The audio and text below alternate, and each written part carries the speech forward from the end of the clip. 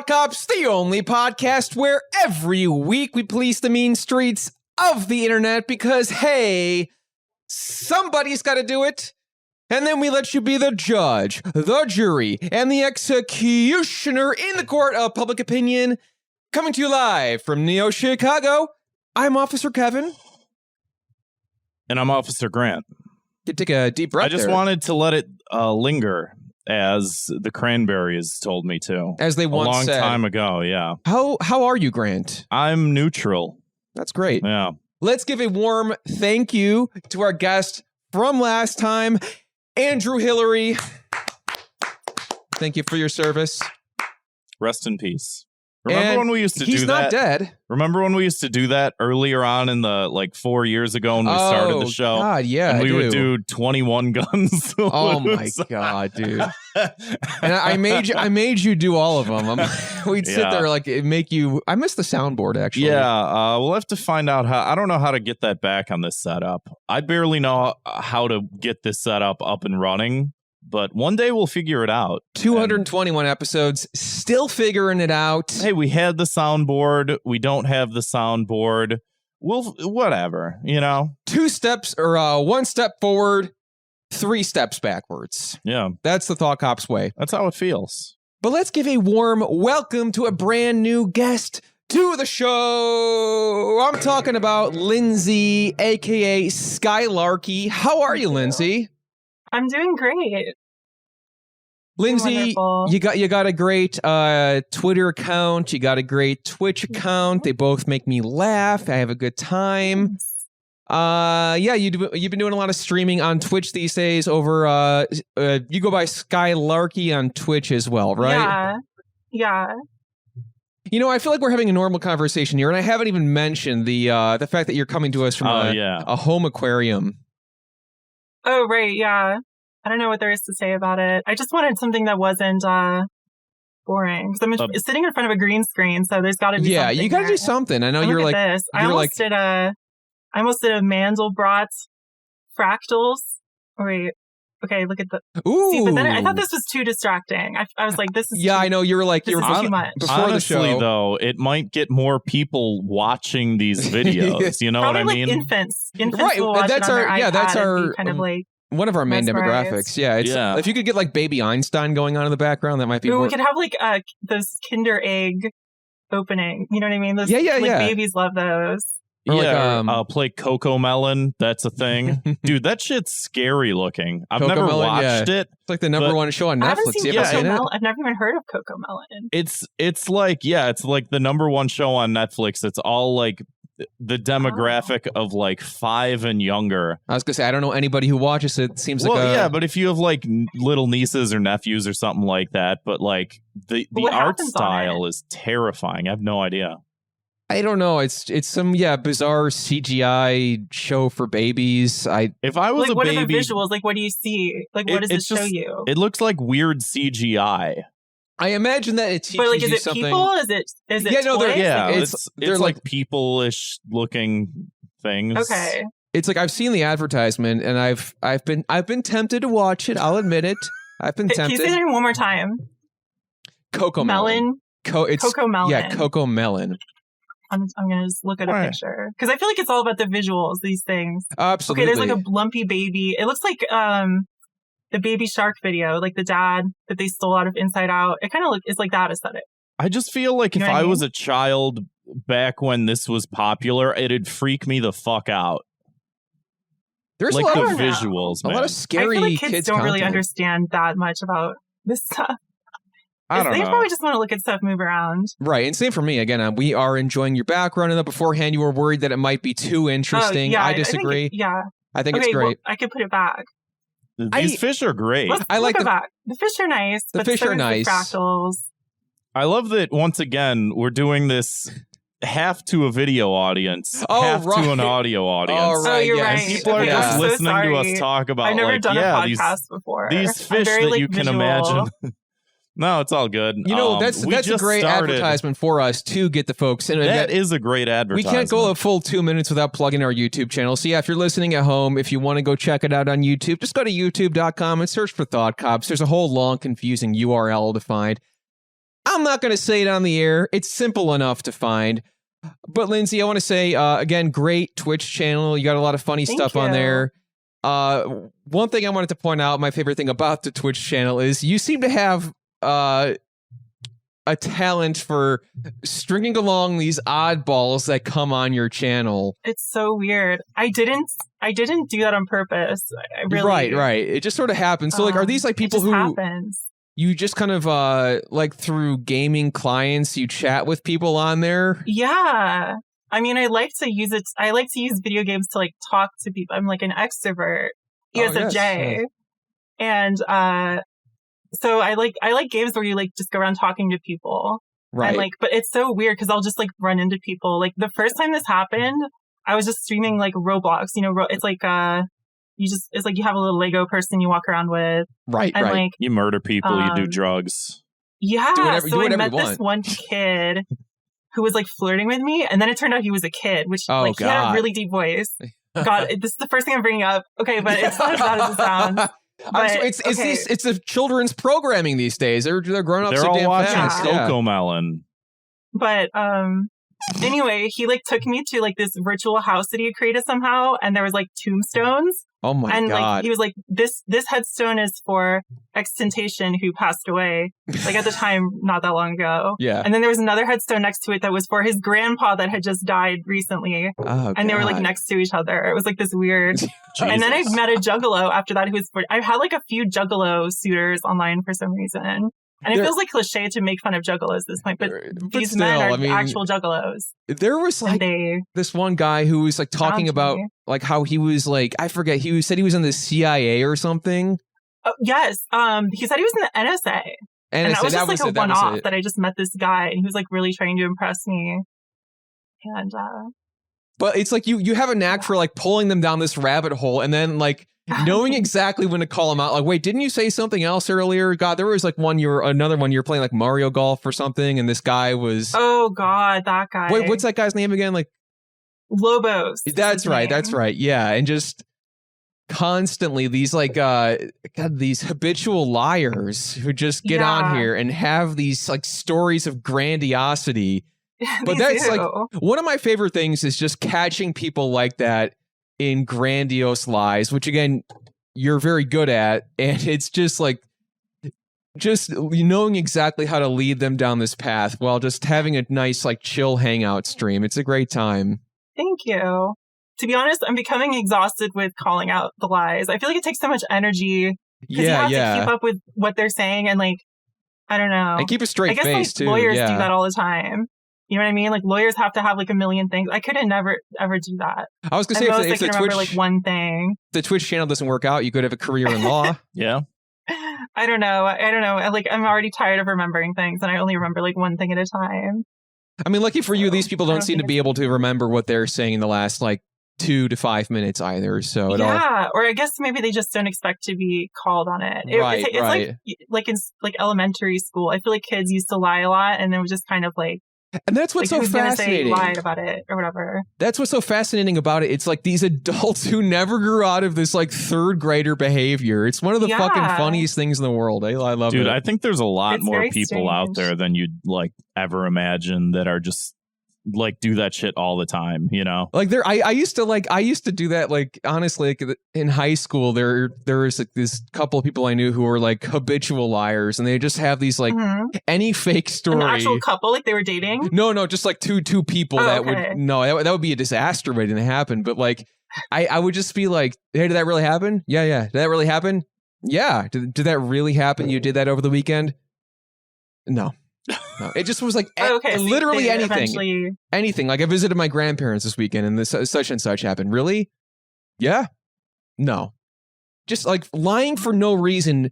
It's like when you have nothing to gain from it is just like one of the most insane things to me. I totally agree. Yeah.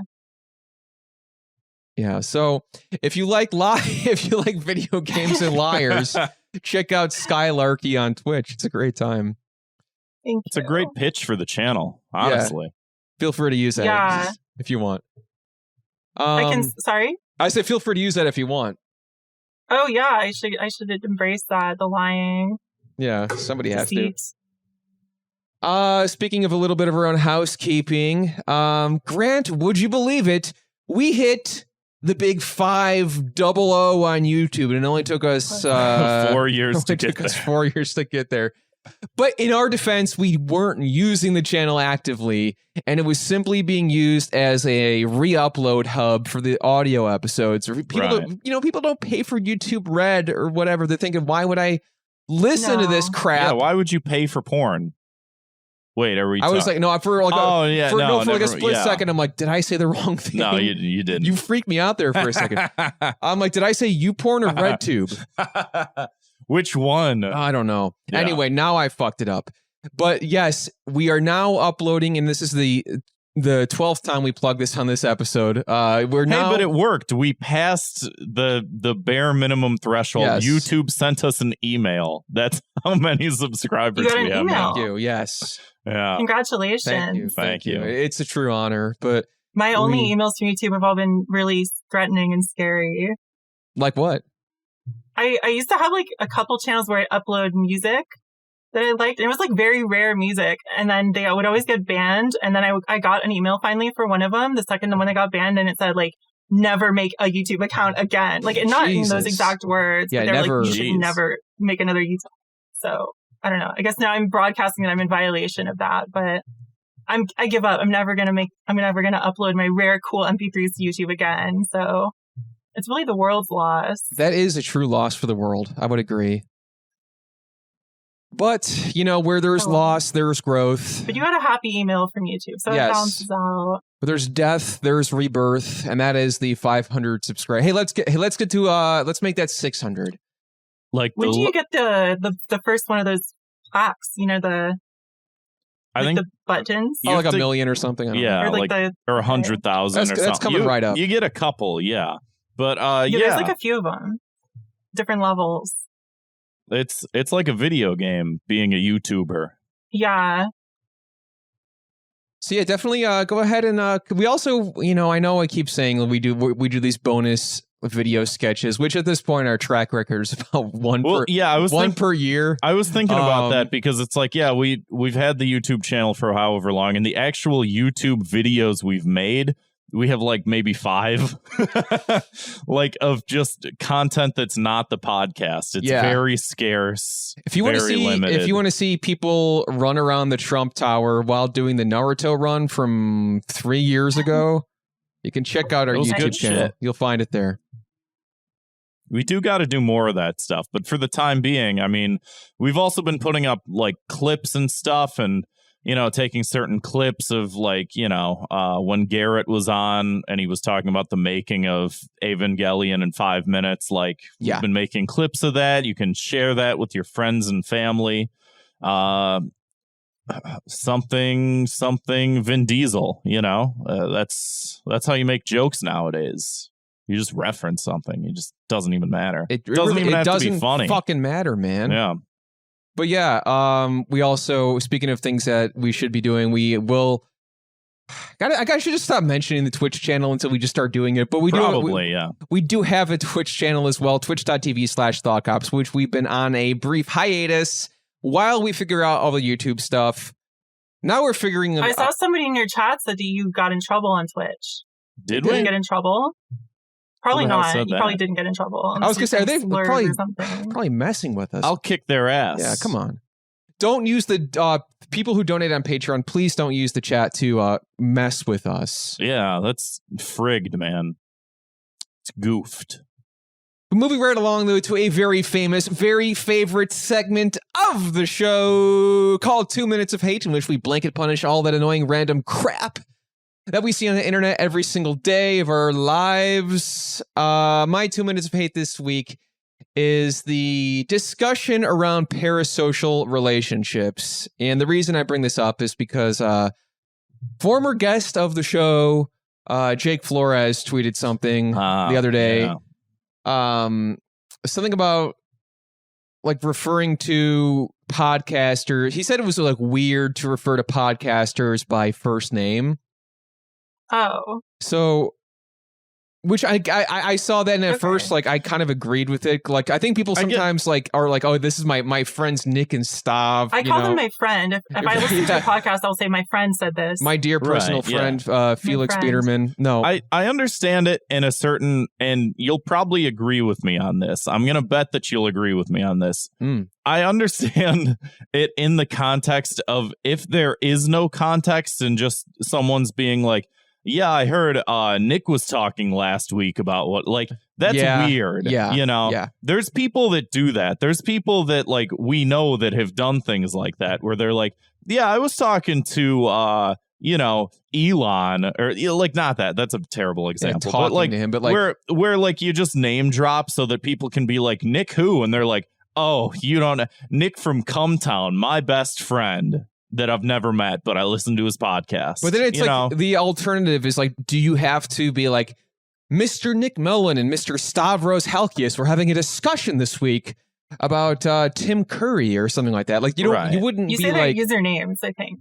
I guess you could, yeah, but like I guess or some of them aren't on social media anymore, so I don't even know where you. It's like, do you really have to go through the whole formalities of referring to them in that way, which again, I like you said, Grant, I do think it's weird when people are just like, there has to be context, basically. Like, hey, I was listening to a podcast, and if you, like, you know, you and I are talking about a podcast that we both listen to, we both know, and I reference somebody by first name, I feel like that makes sense. Like, maybe some of the people in the chat here might, you know, oh yeah, Kevin had this hilarious joke last week, and I've been thinking about it. Yeah, there's nothing weird about that, because it's like within the context of this chat, like right now, you know what I mean? It's context is everything. Everything is relative. IO Netrunner says talking about this issue is much worse than the tweet. This is what we do. We go on Twitter. God. You guys have a super toxic chat. What the fuck is really they're like not even talking about moderators is what you need. They're not even talking about the episode. They're talking about like source books or something. I see Dungeons and Dragons in there. You got to ban the nerds, first of all. Yeah, first of all, jocks only, nerds out. Unfortunately, all the nerds and the most toxic people would be first in line to become the moderator, so we can't really do anything about that. Sad but true. Sad but true. The prisoners run the jail at this point. So yeah, I guess, you know, to round it out, though, a punishment for Jake, really. Our good friend Jake. Guess, yeah, sad to say. Jake. And we can call him Jake because he is a dear friend of the show. He's been on the show twice. Yeah, we're basically friends at this point. We're practically, colleagues. So, yeah, I would say that I guess you just, on your ID from now on, you just lose your last name. You just go by your first name only. So anytime anyone does refer to anything you say on any podcast you do. Like Prince. Yeah. Or you could go, just go by a symbol. If it's a problem, we can't be referring to each other by, you know, the identifications we choose or have. What else can we do? Lindsay, anything bugging you these days? Again, in 2 minutes of hate, let it all out. Yeah. So what's been on my mind lately? I don't know. Are you guys TikTok users? I am. I do. This guy over here. Kevin, you have one. I made it. Oh, yeah. I never said that on the show. You did. I made a TikTok. I used it for about 5 days, and then I stopped. Maybe I'll come back to it one day. So you're not avid users. I mean, no, he is. He is. I'm always on it. Yeah. So what is your? Because you know how like it kind of formulates like a algorithm of like what you want to see. Like what kind of stuff do you get? Stuff that like I'm already too involved in and would like to be less involved in. So I'm big into fitness stuff, and I'm big into political stuff. And sometimes I like TikTok sounds grim. Political TikTok and fitness TikTok. But here's the thing. I don't interact with the shit because I don't want to like I go on the app to watch like stupid videos of like dumb idiots do funny things, and it's like that's what you have to be liking, or else it won't know. No, I think I think it does. It's a two-way street. It does either like when you like a video or if you watch something all the way through. It's probably counting everything. Yeah, exactly. So if there's tracking your eyeball. if there's an interesting video that's like oh, let me break down this explanation of critical race theory, and I'm like, I don't want to watch this, but I feel like this is important, so I'm going to watch it all the way through to sort of formulate something more important. 60 seconds or less. How appropriate. Like, I mean, but there are people that do specifically that, and they do entire series on that. There's actually one guy on TikTok right now that is dispelling the myth of like race within like sports and like the Olympics and stuff like that, and you know.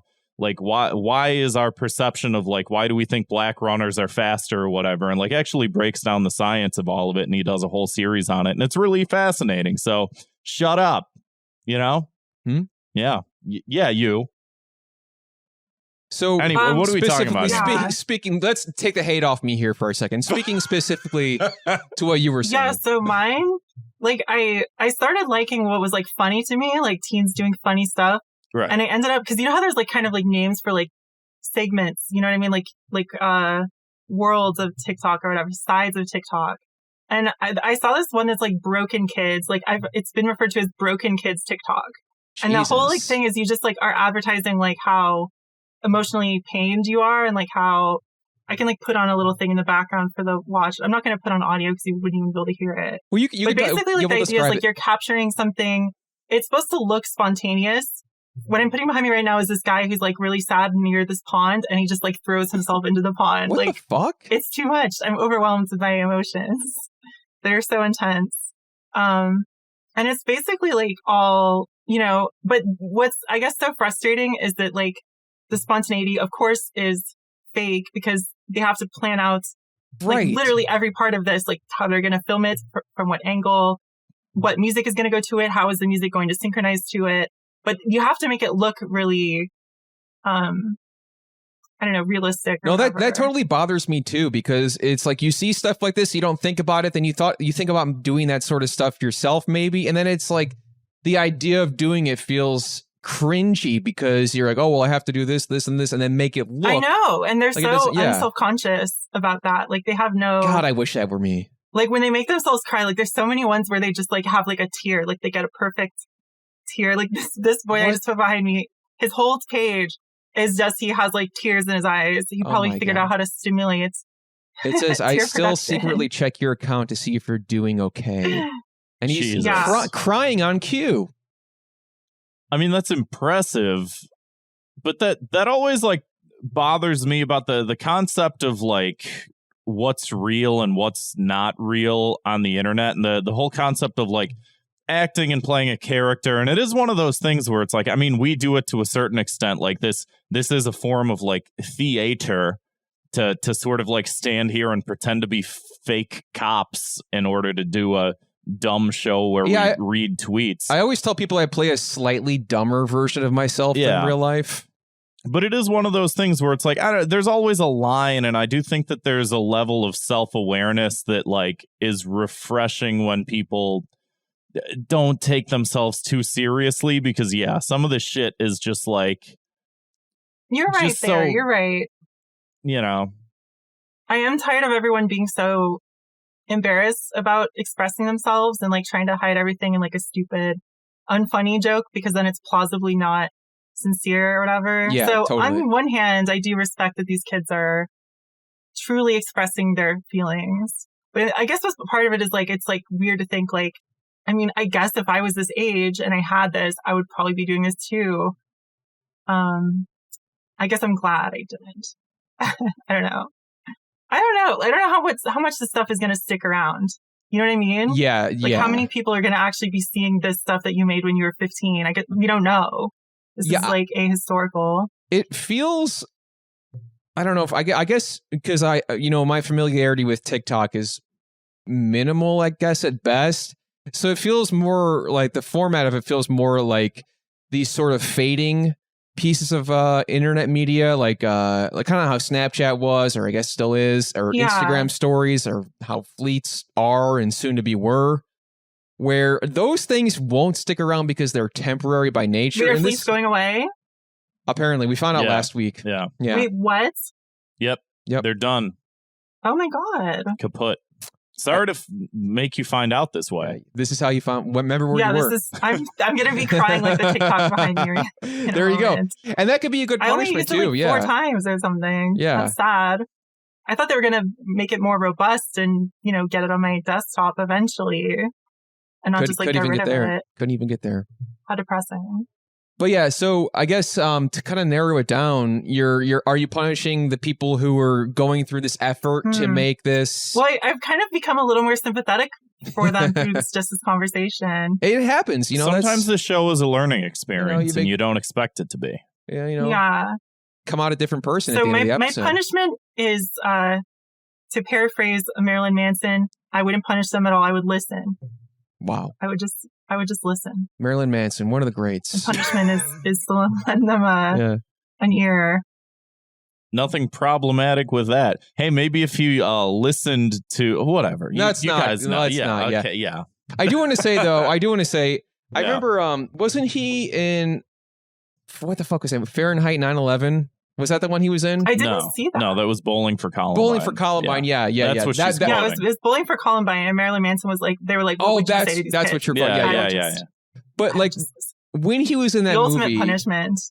I feel like the most mind blowing thing people took from that movie was that Marilyn Manson's like, wow, that guy's actually he can speak intelligently. Actually has feelings. And it's like, yeah, just because he dresses like a goblin doesn't mean he's like he's still a person, Like, well, it's like I remember seeing a lot of things. I've seen a lot of things about like, I guess I haven't seen them anymore, but I feel like in the Tumblr era, stuff about like someone with lots of tattoos doing something generous or kind to people, like got a lot of play.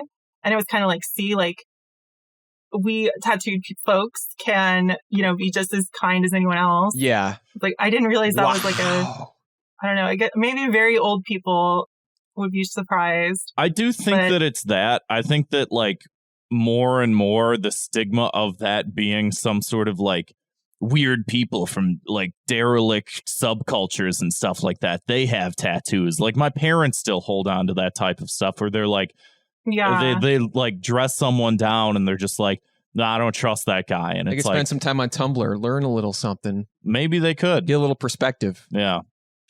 Grant, what do you got for us? Lay it on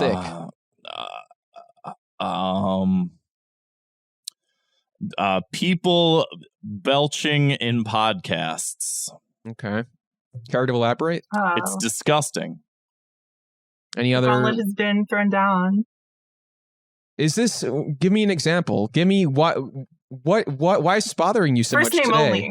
First name only. Yeah. Oh, it's bothering me right now today because I really couldn't think of anything else, and this has been on the list for like I've noticed years. I've noticed it there for several months now, and I'm just wondering why it would come up now, and maybe you have a little bit to go into it on. Maybe for the fans want to hear kind of you go off on one of your classic Grant rants. I hear someone belch in a podcast. Mm-hmm. Okay, so listen. I'm sitting at home. I'm listening. I got headphones in. And I hear someone talking. And they have a nice sultry voice. And I'm like, okay, right. And then they belch into the microphone that's going into the earbuds that are reverberating into my eardrum, my ear canal. And it makes me kind of angry. We know what I've noticed about you. You do not like that kind of stuff. Like bodily stuff grosses you out. Like if you mention pee or cum or burping or farting, it always gets like a ugh. I just feel like it's always like that's fine. It's just an observation. Yeah, it's just never been my comedic forte. It's for me. No, I mean? Personally, I love that stuff. I think it's funny. I think that it's something. I mean. It's unprofessional. I'll give you that. It's unprofessional. Whatever, you want to be, doing they don't teach you that in broadcasting school. They tell you if you can burp, you save it for later. You do it before you get on the mic. And then, you get on a podcast and you hear belching and I mean, it's funny. You used it as a punchline once, and that was good. Like a couple weeks ago. I can't remember what we were talking about, but it was so stupid. That you just belched and it was hilarious. What was it? We were recording. No, I think I farted. No, that was two different things. That was during Space Jam, wasn't it? Like, there was some fucking part where we're watching, because we watched Space Jam over the weekend, and I'm just, As did I. Yeah, what did you think? I mean, we're going to talk about it on a bonus episode, so I don't want to ruin. Yeah, we'll save it. Yeah, I mean, suffice to say, it was incredible. It was really good. Yeah, you liked it. Delivered in every possible way. That's true. A cinematic feat for sure. Yeah, it was a real touchdown. But yeah, like there's a well placed, like well crafted bodily function joke. Sure, fine, whatever. But I specifically remember, and again, this is like how long this has been on the dock for whatever, and I'm just like clearing out the dock at this point. But like, sure. I remember like Maddox would do this, and like when they were doing. Did you watch Maddox's podcast or listen to? Well, Is he still doing it, right? I don't know if he's still doing it or not. He had an old one. That's actually why a good chunk of people listen to this show is because Grant was a contributor of music for Maddox's old podcast a long time, like really 6 years ago. Actually, I think I angered him so much that I might have been part of the reason. I might have been part of the reason why he stopped that podcast. And I know that it wasn't that, but from like backdoor sort of like notes that I've heard, that like the thing that I did really bothered him, like on a deep level. I wrote like a song making fun of him that was really dumb and tongue in cheek. Did you show it to him, or was it like it was played? So the podcast was called The Biggest Problem in the Universe. I don't know if you're familiar. It was like before he started doing, he did like 4 podcasts or something like that. Yeah. He did like a bunch of podcasts, but the podcast that got him into doing podcasts was The Biggest Problem in the Universe. And he always talked about the movie Titanic. That was one it like early in the podcast wave, or was it like 2014, right? Yeah, like 2014-ish. So not early by any stretch. I don't know. I guess, not late either. Yeah. It was sort of right in there, and it got like a massive cult following, and it ended up after like 100 or so episodes, like 104 episodes, I think. And like one of his oldest articles was he was just like, the movie Titanic is stupid and I'll never watch it. He wrote that back in like 1998. I still haven't seen it myself, so. You should see it. It's a great movie. Okay, and he always talked about how like he didn't want to like watch this movie, and it like came up on the podcast, and I wrote a song where I took Celine Dion's music and I sang Maddox is an asshole, and it was like a bad song. I made it sound bad because I always get the feeling that like an insult sounds worse when it's coming from like I sang really bad on it. Yeah. And I thought that was funnier. So it wasn't like you were flexing on him with your beautiful right, exactly. I told him he can go fuck himself in the song, whatever, blah, blah, blah. And apparently, like, there were a couple times when they played it on the show and he got so angry that they had to cut it from the show because it just wasn't even funny. Didn't play that way on the episodes. I'm like, oh, that seemed like fun. Right. Apparently they cut whole segments of like him steaming over the song, and it was just like, dude, it's just a song, man. But he kept the burping in? Yeah, so that was a thing that people would always criticize him for. To circle back around, that was a thing that people would always criticize him for. Was they'd just be like, "Dude, stop, dude. It's gross, man." And it is gross. It's just like have some decency, sir. Have some class. Not everybody wants to listen to that. Some people do, but his not whole thing everybody. is he's so macho. Yeah. The embodiment of masculinity. He literally wrote the book on it. Oh, God. We know. But now you guys have laid it out. So if you have any hate listeners who watch the show because they hate you, they know how to end your show. They just make a Celine Dion parody. I wish we had people that hate listened or hate watched. It seems like most people that do that just like on it right now. Stop fucking with us, They get bored. Yeah. That's fine with me. Yeah, honestly, like, when people are like, oh, the more people hate you, the more successful you are, and maybe there's a point to that, but also like I don't know if that's like always that, true. I like that we have seemingly what seems to be a little bit more of a positive community in terms of online communities go. There's some bad ones out there. I'd like to avoid being one of the bad ones. Like to your arrest. Yeah. Somebody, Dilbert in the chat says, I enjoy the thought cops. Thank you, Dilbert. How thoughtful. Thank you. So my punishment goes, if you belch during a podcast, I punch you in the throat. I knew you were going to say that. I just had a funny feeling you were going to say that. Yeah, you were right.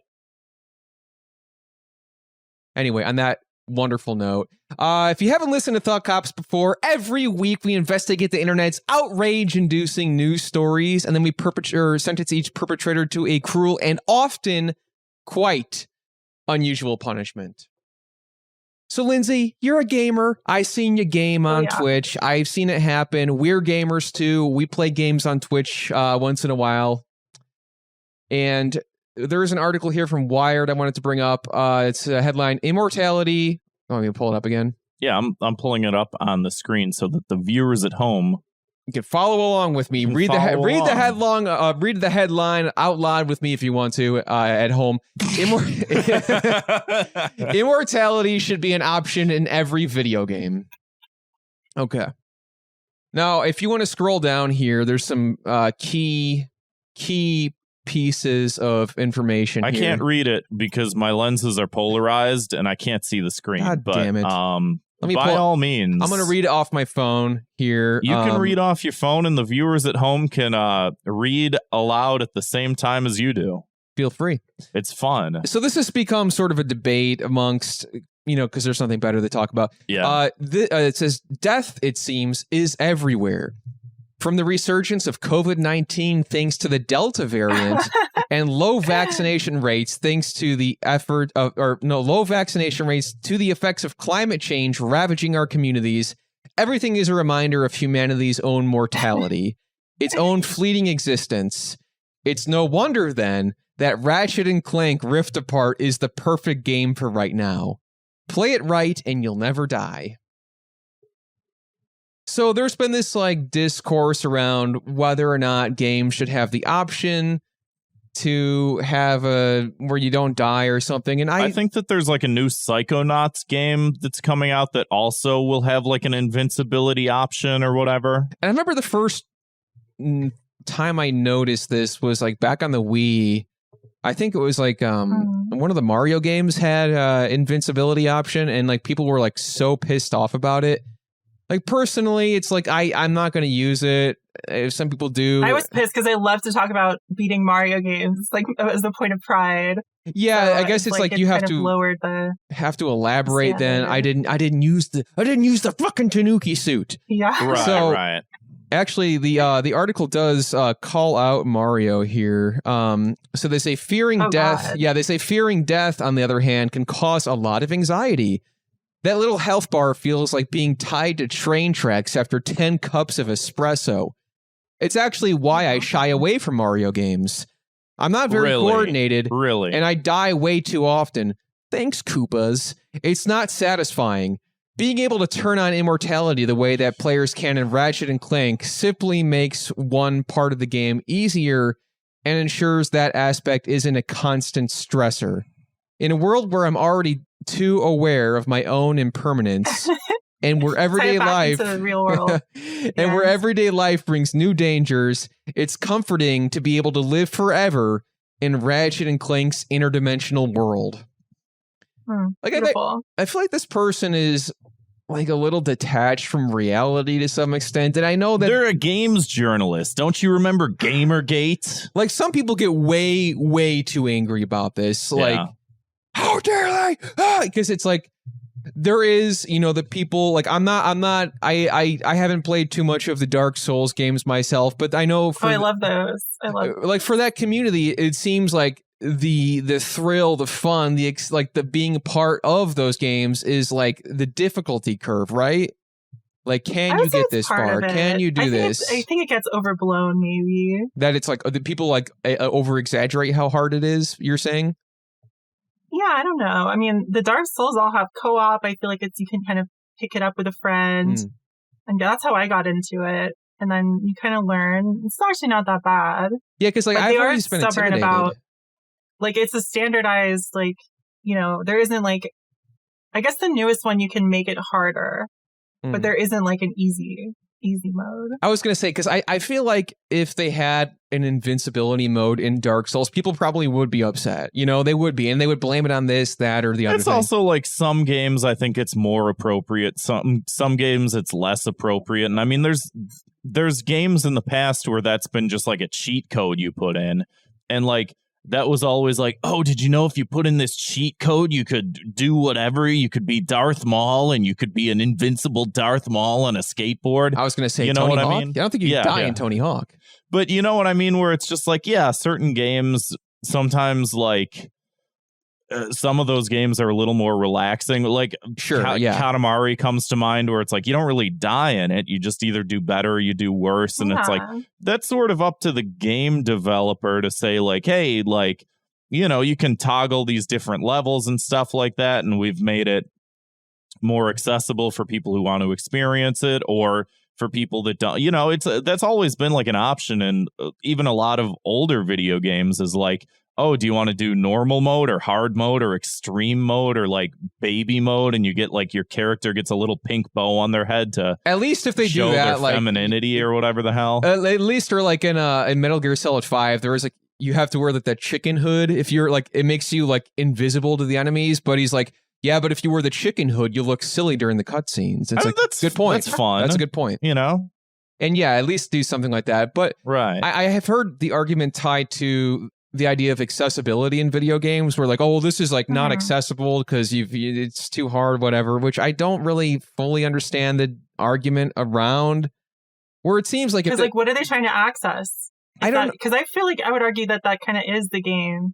Right, and so I don't know. I guess want to look at the levels. I guess it's like just I don't know what. Yeah, just get a dev kit and just float around. You want to see everything? There you go. But I guess they're talking specifically for people with certain disabilities or whatever, but like there's also really accommodations that people can and have made that are capable of like playing games regardless. You know what I mean? Like it's like, but this person is like tying it into COVID. Yeah, like that actually reminds me. It's so bizarre. I just read an article on Pitchfork. I kind of like compulsively read that site. Sure. From your beautiful city of Chicago, and is it? I forget. I always forget it's from Chicago. They do the Pitchfork Fests there. That's true. Yeah, that's true. That makes sense. That makes a lot of sense. Yeah. So it was a write up on this new documentary. I think it was on HBO about Woodstock in '99 with like Limp Bizkit and Kid Rock and stuff. Hell yeah. And they criticized the documentary because they said the documentary failed to point out that there's a direct link between Fred Durst's centering of white male rage and the insurrection on the Capitol this year. And they were like, so they were like criticizing it. That was like their takeaway was like, they took a look at the Woodstock 99 and Limp Bizkit, but they didn't draw that connection that we did. That's, Limp Bizkit led directly to this, to fascism or something. God, what the fuck? Like, they just really want to talk about their stupid politics. Really, it's like was January 6th like was the anthem like they're good. My Way by Limp Bizkit? Is that what that song's about? I guess, or I did it all for the nookie. If I heard someone saying that, I'd let them take the White House. Go for it. The nookie is yours. It's like what you're saying reminds me of like certain college courses that I've taken and where you had to like write certain types of semiotic analyses about like this one particular phenomenon and how it contributes to an overall worldview. And like you have to, like when you write a paper like that in a college level course, you have to make like very precise statements. And you can say things like, yeah, like this one fucking movie that happened a long time contributed in part to a larger worldview that like made us see femininity through a different lens, et cetera, et cetera, et cetera. But like you would never make that assertion that you take the Woodstock Festival and like draw a straight line to the January 6th insurrection and be like, it's all there. Like 22 years later. Yeah, it's all there. Like Charlie in the fucking in Always Sunny with the fucking pegboard everywhere, like with things drawn to like, yeah, no, it's maybe a little more complicated than just point A, point B, but I don't know. What the fuck do I know? And like the article ends here in a point of, I don't have to worry about my entertainment triggering my anxiety or making me even more panicked than I was before I picked up the controller. Oh, God. The world is stressful enough. Video games shouldn't serve to make it worse. Where I feel like, I do feel like a lot of people, myself included to some extent, get a catharsis or release from like, you know, whatever is happening in real life. Sometimes like a challenging game can refocus some of your frustrations on it. And sometimes, I mean, maybe that's not what you want all the time. That's fine. But just... but not all video games are like that. True. Yeah, exactly. Yeah. It's like... they also fail to acknowledge the death drive, right? That we all experience. Like, part of us wants to experience death. And they don't acknowledge that at all. If you don't get that from Ratchet and Clank, you know, what are you gonna do? And yeah, like I was saying that a lot during the pandemic, where it's just like, you know, I'm sitting at home for however long, like I'm not really, I feel like I'm entertaining myself to death. And if I'm picking anything up, like, again, it's like I was playing Katamari a lot because it's like you just fucking roll around. Like it's a relaxed, like, yeah, it gets sort of stressful with the time limits and shit like that. But it's just like, yeah, it's a fun little game where you don't have to worry about dying. You just roll a ball around and like that's the whole thing. And it's like, well, I do think if you don't do it in time, the king does kill you or shoots lasers out of his eyes at you. Too stressful. Too stressed. I can't even think about it. Right, yeah. It should be my anxiety is already spiking. Yeah, like that was my understanding of the argument towards like accessibility, was like accessibility maybe towards people with like physical disabilities, not like people with like color blindness or something. People that are like, I have anxiety. I fell off the Mario course too many times. Like that's a little ridiculous. Maybe you should grow up a little bit. Person that wrote this article. Yeah, and I hate to like resort to that, but like in this position, it's like this is like baby stuff. It's a very privileged take. I hate to use that terminology. My punishment, but like, come on, my punishment is for you. You know, for you, it's like, you know what? I'm taking away your Netflix, and you're just watching Coco Melon, if that's all you can handle. That sounds nice. Coco Melon, Baby Einstein, just kind of vibe. Yeah. Yes. You guys know I've noticed like an increase in like the idea of like comforts media, comforts blank. You know what I mean? Yes. I don't know. I do feel like everyone kind of just does want to be like in a little baby playpen. Yeah. You know what I mean? Yeah. It does feel increasingly like that to me. Absolutely. It's watching Coco Melon. So that probably is actually a reward. Yeah. I might marathon it this weekend, you know, just kind of see what's up. See what all the hubbub is going on. Yeah, I don't know. Fuck, man. Can we talk about the comic book, Grant? Emilia Clark's comic book? Yeah, if you want to. I don't know how much time we can spend on it. I don't know how much time I can spend on it. Because we were talking about this in the Discord today. And by the way, if you're not in the Thought Cops Discord, we put a link to it in every episode description, every YouTube link, every whatever. So go hop in and check out the fun we have every single day. So if you want to pull it up on the screen there, Grant. I'm pulling. This is, I don't know what. Is there a name for? I mean, I'm sure there is a name for the comic. I don't know what it is. Yeah, I can't remember what it's called. It's like the Mother of Madness, and it's MOM and so it's a superhero that's a mom. I guess is the whole thing. A little different. And I think it's. I know nothing about this other than what I Googled a couple minutes before we started recording. Right. But so this is Emilia Clark. She played Daenerys on Game of Thrones. Oh wow! She made a comic book. Making a comic book, or it's about her. she's making it, I guess. I guess I'm writing it, I'm assuming. She made it as a joke, but like the comic itself isn't a joke, but like she was like, oh, I should make like a graphic novel. And someone was like, haha, I dare you. And then she's like, okay, I'll do it. And so now she did it. So this is the first page of this comic. I mean, it's pretty bad. I'm going to go ahead and read the word bubbles here. So it's this. She's at this. It says. She's at a soiree. She's at the Clapton Art Museum. Is that Eric Clapton? Not very. Not a good guy to reference. You can see there's on this plate right here on this tray that this waiter's holding. There is a plate full of cocaine. What? And a baby falling out of a window.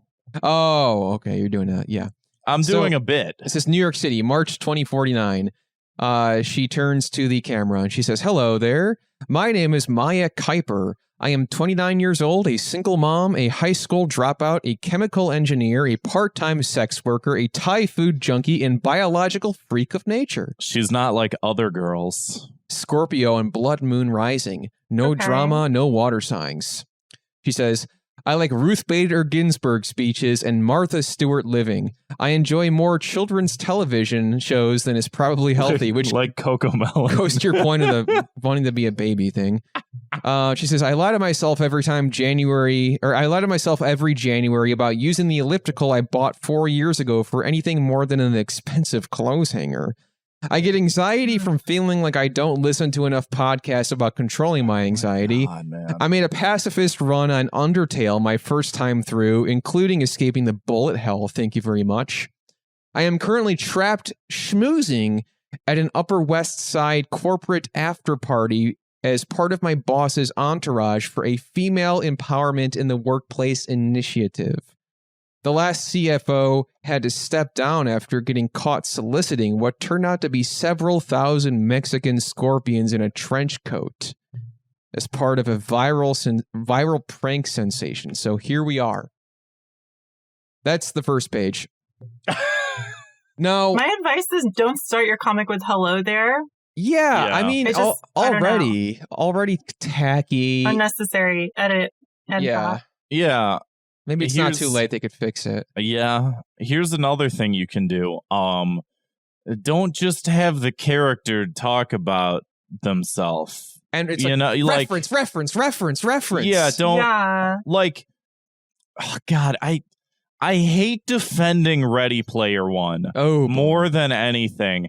But it's always one of those things where it's like, this is so bad. And it's like, at least in Ready Player One, these stupid references that we all knew and we all hate, and that's what we hated about the movie, is that they were just like, yeah, kicking back, drinking a Mr. Pibb, watching MTV, wearing my fucking Jinko jeans or whatever, and listening to Devo, and it's just like, yeah, we get it. You like the 80s, you know, but it's like, at least that was sort of interspliced throughout the movie. You don't just have like, at the beginning of it, just like, I'm going to spend 20 minutes talking to you about myself. It's just like, nobody, this isn't endearing. Nobody thinks that you're interesting. So Kevin dropped his gun. Thank you for hope. I was hoping that wouldn't pick up on the mic, but now that I have, oh God, that's the last thing cops are supposed to do. Whoopsie! Oh, Butterfingers! They really hammer that in the Academy. Yeah. So people are saying that this is like, maybe it's satire or it's supposed to be. Dude, like, I hope so. They're saying, I mean, if it is, I don't know what angle they're taking, because it's like they're laying it on too thick in like one direction. Yes, where it feels very dated too. Yeah, if it felt very cutting edge, I'd be like, okay, like it could have been funny, but it just is like, okay, right. Podcast, great. You found out about podcasts and. That's exactly what it feels like. And they're referencing like Ruth Bader Ginsburg speeches and stuff like that. A lady who listens to podcasts. You all know a lady like that. Oh, like, yeah. God. Right. And again, this takes place March 2049.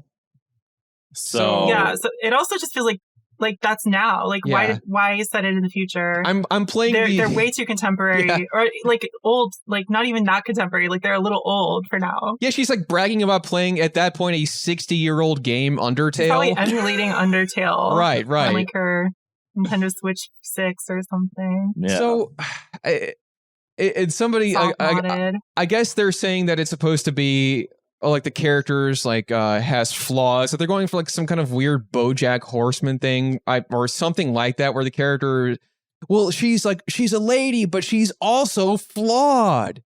And it's like, are we supposed to find the flaws in all these annoying things she's saying? Even if that's the case, it just doesn't quite read that way to me.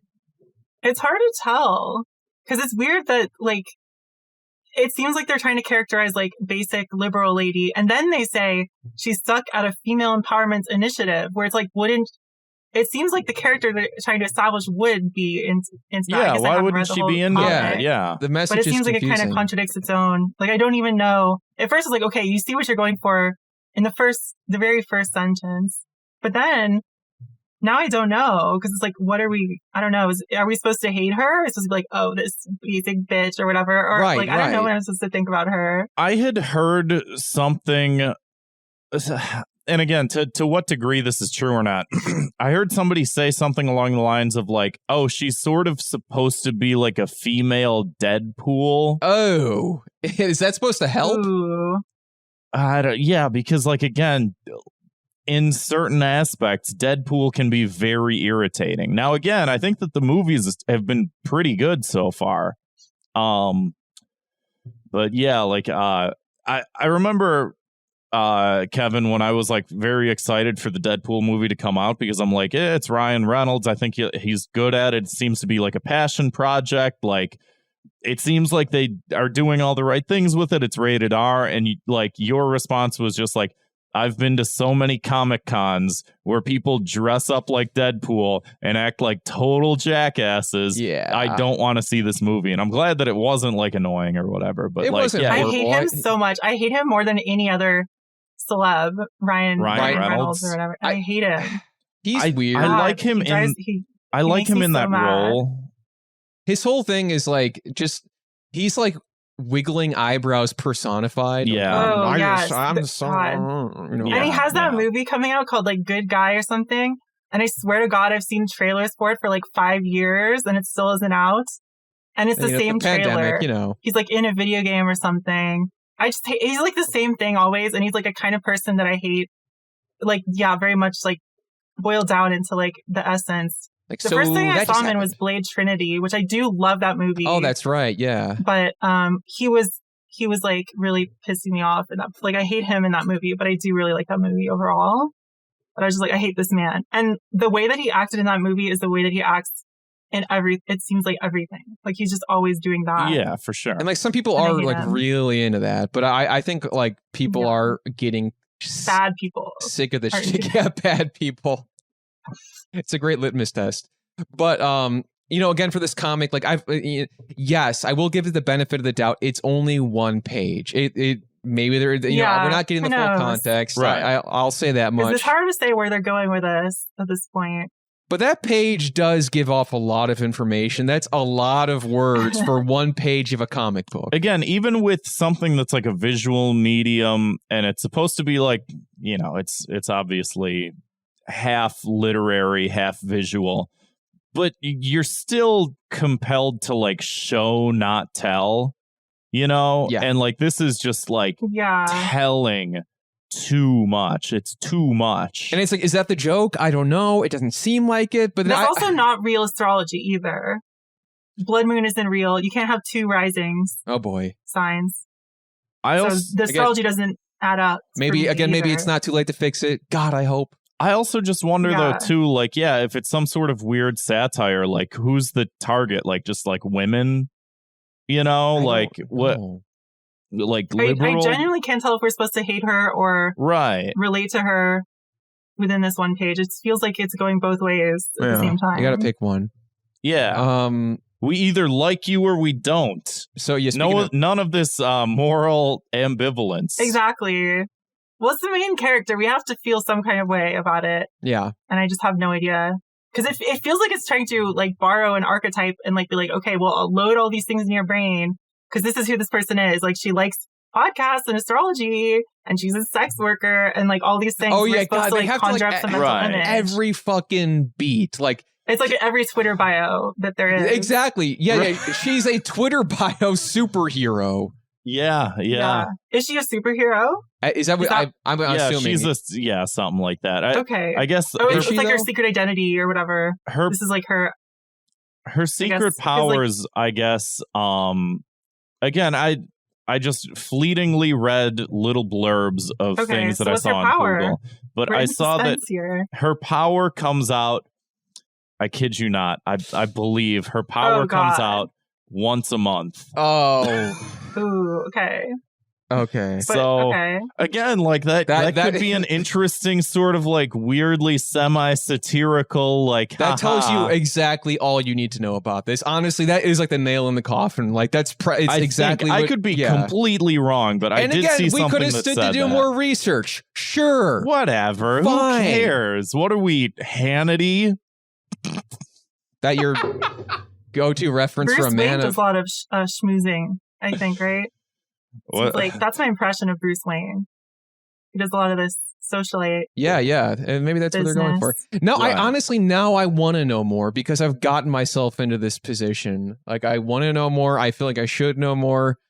I didn't see the cocaine. Where's the cocaine? Oh no, I was kidding about that. He was making a Clapton reference. Yeah, I was making a good Eric Clapton joke. All right. Is that all we I guess for this? I'm just going through what people are saying about it. Yeah, pretty much like I mean obviously it's because like there might be something enlightened, like maybe we're missing something. This is the whole thing with Thought Cops is we're the internet detectives. We got to figure out what's going on right now in front of a audience that's currently listening. Audio audience. Yes. Yeah. Who's waiting audio for you visual. To decide, make up your mind about this text-only comic. Yeah, my punishment is back to the drawing board. We don't like it. Do it again. You gave you some notes on this episode. Maybe you could listen to the whole thing. Workshop it. Yeah. We'd actually learn more about this character if the astrology was sound, is my point. We want this. Like, tell us your actual signs so we'll be like, okay, now I know all this about her. Yeah. What time were you born? That's a thing, I think. Is that a thing? You need that for the rising sign, which is falsely given here. And again, if that's your audience, you don't want to fuck that up. Yeah. I'm actually also a Scorpio rising, so... Relatable.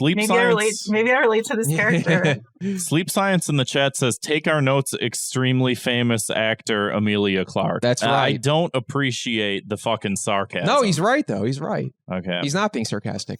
Let's talk about the next story. Man. Let's do one more story here.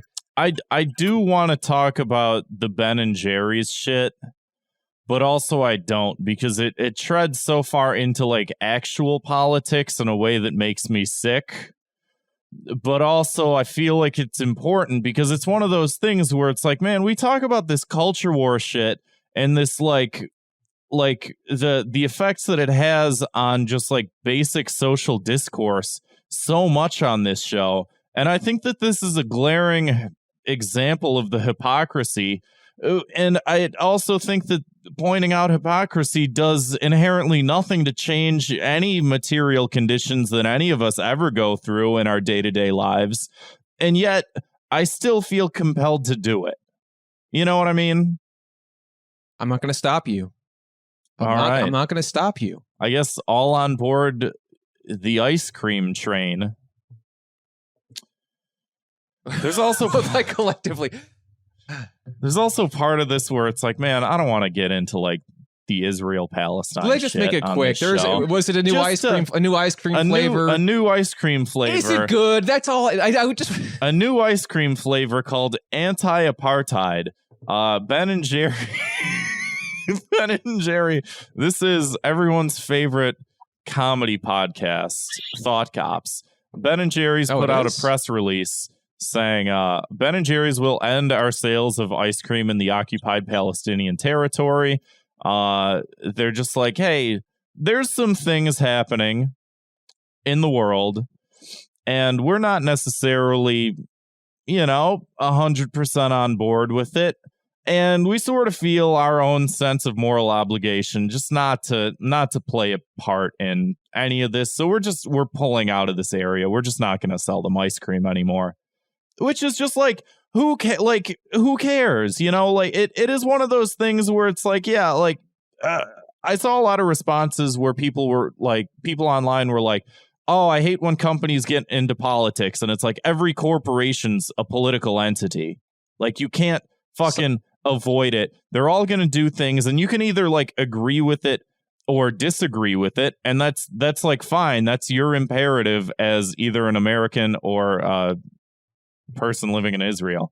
But like the response has been insane. Like, where's I can't have the Jimmy Fallon ice cream anymore. Come on. Have either of you heard any of this or seen it? A little bit. I forgot about it, but I remembered because I'm a fan of Abigail Shapiro, Ben Shapiro's sister, and she retweets him, occasionally, like actually pretty frequently, and she retweeted him saying, "Guess I won't have that ice cream anymore," and that was the extent of which I followed it. Paired alongside, I think there was another tweet of his. Clockwork. Yeah, there was another tweet of his that was like, I don't care that these people support BLM because I don't care that I'm just because my political leanings go one way or whatever. And then it's like, okay, well, but here's you doing the opposite, which again, I don't think hypocrisy matters at all. People are hypocrites online all the time. I posted in your Discord, what fast food should I get? And someone said Chick-fil-A, and I got Chick-fil-A and ate it. Yeah, right before the show. So it doesn't matter. Yeah. So speaking of Israel, yeah, do you guys know what is the significance of the 6-pointed stars on the Chicago flag behind you? I feel like those are unusual in American symbology. So they are. There's a whole ass history of the Chicago flag and like everything that it represents. Like, has it changed? It has changed over time. There used to be of course, Chicago has changed. This is very important Chicago history. There used to be like 2 or 3 stars on the flag, and then they would add them as like one star. Well, I assume there's more flag that's getting cut off. Yeah, this is only that's only half. I have to Google it because I don't know what the rest looks like. It's this, but like the other half too. Yeah, mirror image. Okay. Yeah, and there's a whole history behind like the 2 lines are like both the ways. River and the lake. You know, the 2 blue lines. The stars represent like the century of progress and like the World's Fair and like the Great Fire. I think. I don't know. There's a whole. The 4th one is for thought. So wait, they add a star whenever there's like a disaster or some kind of event. Basically, yeah. For a long time, it was only 3 stars. Do we know why they're 6-pointed? I don't know why they're 6-pointed. I might have known. I don't remember. Do we have any people from Israel? I love that shade of blue, that like turquoise blue. I think that's really nice. It's a good. It's not blue. on a lot of flags. It's a solid blue. It's a nice one. Speaking of flags, let's get back to the Israeli-Palestinian conflict. Yeah, it's derailed us off of that important conversation. I'd rather be having, which is probably just what Fred Durst would do if he was here. Keep you away from the important issues. So in retaliation, Israel vows to, quote, act aggressively against Ben and Jerry's. And then what's that supposed to mean? Well, here's another thing. Israel's president says Ben and Jerry's boycott is part of a, quote, new form of terrorism. I'll put this on the screen so people don't think that I'm like lying or something like that. But like, this is like we're talking. Let me remind the audience about iced cream. You know, Jimmy Fallon flavored ice cream, Cherry Garcia. God, I'm getting so fucking hungry. Is now terrorism. I mean, this is just like an insane level of discourse. And again, like we're talking about people's like free speech, their free right to exercise, like just basic fucking, you know, whatever, like free association, whatnot. Like we're at the point where there's like sitting fucking senators. Senator James Langford says, Ben and Jerry's has now decided they know more about Jerusalem than the Israelis. If Ben and Jerry wants to have a meltdown and boycott Israel, Oklahoma is ready to respond. It's ice cream. Delicious. Yeah, that's a weighted word to throw at an ice cream company. Yeah. Damn. They have a lot of trauma associated with that word. Senator James Langford, call into Thought Cops. We want to hear more jokes. He says Oklahoma has an anti-boycott of Israel law in place. We should immediately block the sale of all Ben and Jerry's in the state and any state-operated facility to align with our law. So well, it's like, I'll tell you, Grant, it sounds like it's going to be a rocky road ahead for Ben and Jerry's. Ooh. It's just like, again, another glaring example of like, I don't know, there's this fleeting concept of like this weird culture war that's happening in fucking America. And like the fact that like this does at the end of the day, like a lot of this stupid shit that we talk about eventually spills over into like real life politics where you have like real sitting fucking politicians that are saying like insane shit about like, yeah, we're going to shut down American companies because they like did a fucking boycott of like a country because they disagree with like something that's happening overseas. Like it's insane when it gets to this level, but it's like, of course it's going to get to this level because like, look at the fucking shit we do on the show every week. Do you think that if they didn't say anything, it would have been a problem? Because I know you pulled up here, it was an announcement. The press release. Yeah, it was on their website. Like if they didn't announce it, I wonder if people would I think announcing is the whole point though. Maybe I'm being cynical. No, I mean, and they have like a history of like sort of like, you know, progressive political, like, you know, Ben and Jerry endorsed Bernie Sanders, you know, like they also both look like Bernie Sanders, which is interesting. Yeah. Yeah, I remember at the went to a Bernie rally here in Chicago, and one of them was there, spoke. What? Oh yeah, Ben or Jerry. Yeah. I don't think it was the one that we went to. It was a different one. Oh. Are they local, or did they? They're from Vermont. They fly in. They must have flown in with them. Yeah. All right. Anywho, Sleep Science in the chat says, I'll be the first to say that the Israel-Palestine conflict is a lot more complex than some people on the left likes to act, but using the law to boycott countries to bar boycotts of a country's actions, no matter the justification, is tyrannical. And yeah, to ban a boycott is like just like insane. It's just again, it's like we've done this show and we've seen like, oh, Yeti whatever people told everybody don't vote for Trump, and then people take their Yeti cooler and they like bash it with a hammer. Oh, it's like a cooler company. Yeah, and it's like you bash it with a hammer. I thought the Yeti stays out of things like this.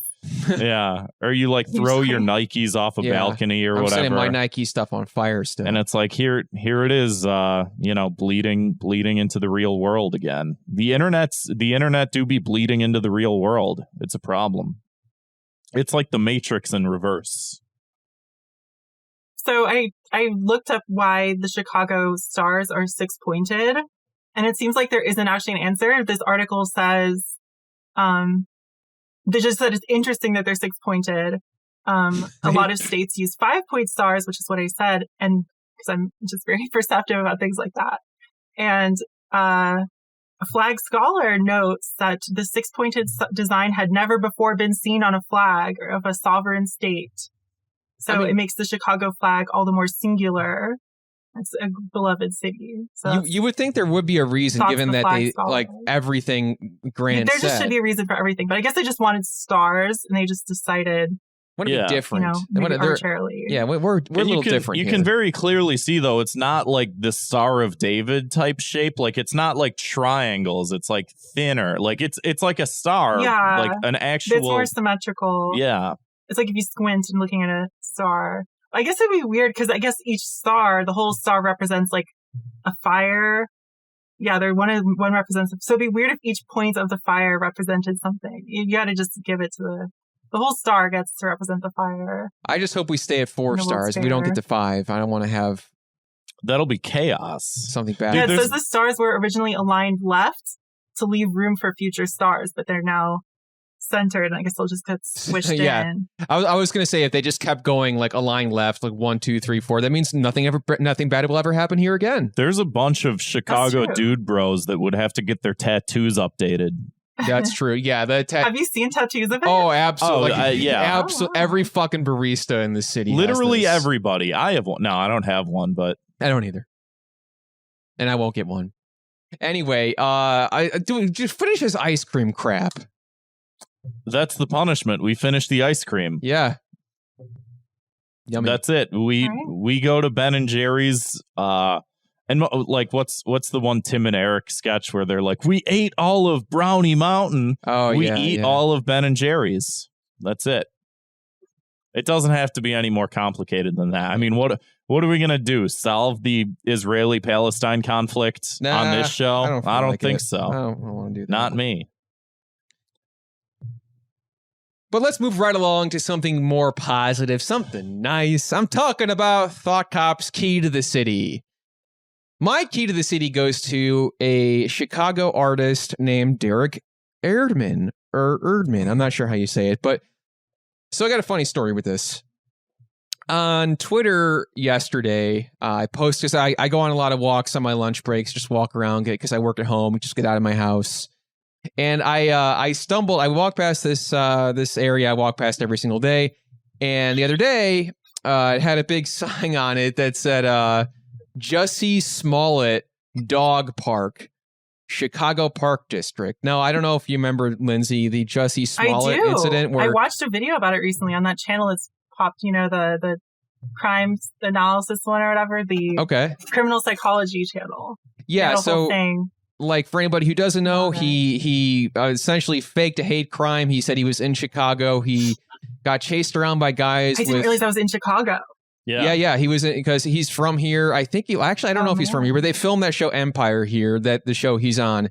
Okay. And he said that he was out at night, and it was like in a very affluent part of the city too, where it was like downtown. And it was in a blizzard, I believe. Yeah, it was also in a blizzard, and these guys, he said, in MAGA hats, chased him with ropes, like lynches and stuff, saying, "You're in MAGA country." They were also Nigerian bodybuilders too. Oh God, what was that, Lindsay?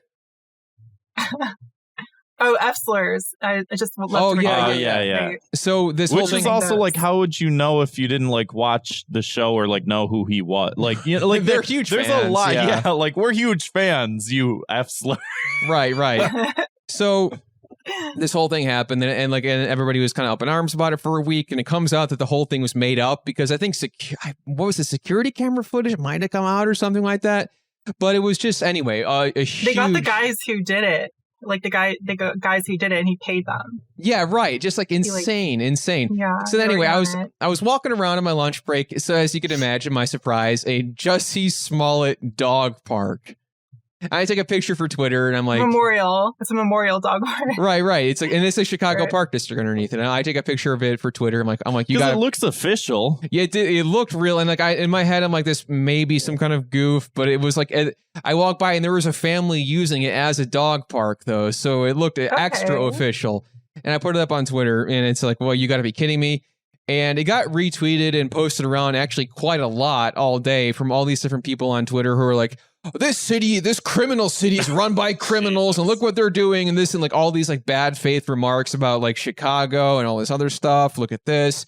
And people are, they made it, at least it's a dog park so they can honor him with little brown trophies of poo, because that's what he's full of. He's full of shit. Got him. And it was like a lot of vitriol. Yeah. And then I ended up somebody I saw on Instagram, somebody reposted the guy. It's a local artist named Derek Erdman, Erdman. Check